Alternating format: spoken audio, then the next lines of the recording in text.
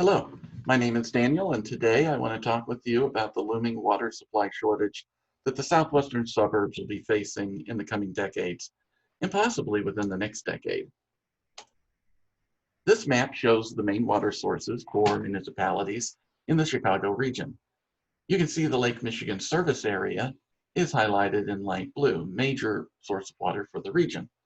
The orange and yellow areas show where groundwater is being used, with orange representing communities using the deep sandstone aquifers that are at risk. Our best estimate is that withdrawals from the aquifer are 10 times the amount that it can sustainably handle, particularly in Will County. As a result, withdrawals from this deep sandstone aquifer have resulted in declining water levels for over a century. With Joliet, one of the major users of water in this region, planning to switch off in 2030 and go to Lake Michigan, withdrawals will still be above the sustainable supply. The question is, will these communities be at risk? This figure shows what geology looks like beneath the southwestern suburbs. The sandstone aquifers are shown in light blue, and they're buried deep in the region, with the uppermost St. Peter at 600 feet below ground and Ironton-Gallsville more than 1,000 feet. These aquifers are covered by impermeable layers shown in gray. Precipitation falling at the surface does not reach these aquifers.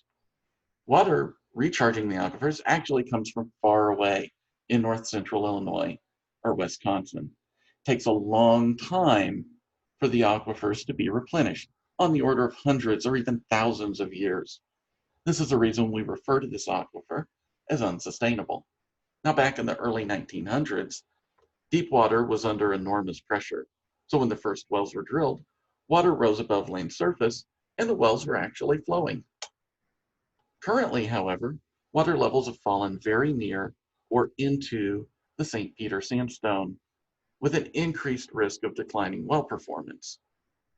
Now, the table here lists some specific reasons for this. In particular, I'd like to discuss the risk of a large new water user. Communities do not have control over the installation of new wells, and these unaccounted for demands can greatly increase risk depending on the location and how much pumping could be associated with those new demands.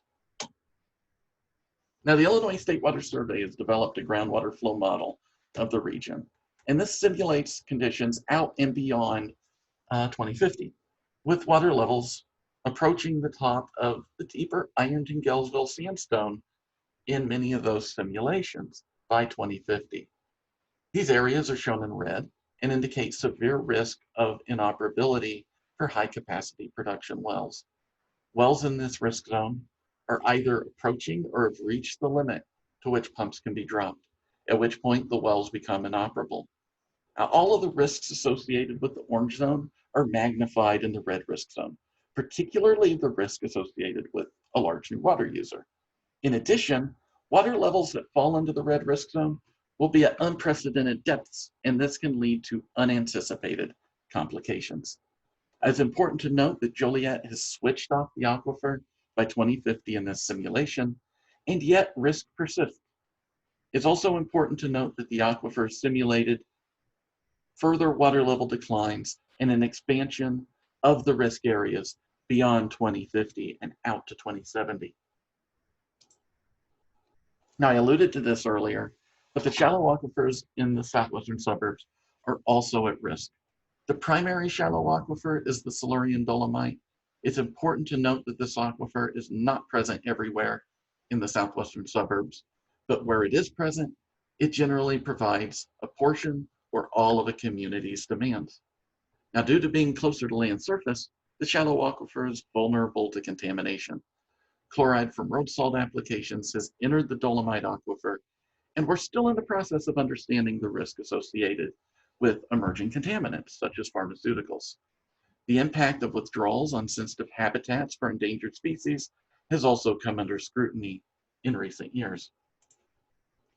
I'd like to close with the idea that the shallow aquifers provide some wiggle room when managing the sandstone supply.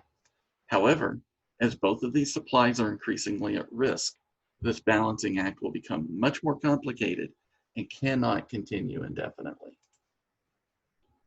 I'd like to close today with 4 main take-home points. First, the deep sandstone aquifers in the southwestern suburbs are being depleted. Second, the effects are already being felt. Many high-capacity wells are at risk of not meeting needed supply before 2030, and this risk would be exacerbated by a new water user that we do not consider in our model simulation.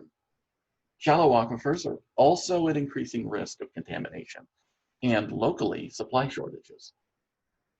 Finally, this is a regional problem that requires a regional solution, and no one single community or industry will be able to resolve this issue on their own. Please do not hesitate to contact me with any questions or comments. Here's my contact information, and thank you very much for your time.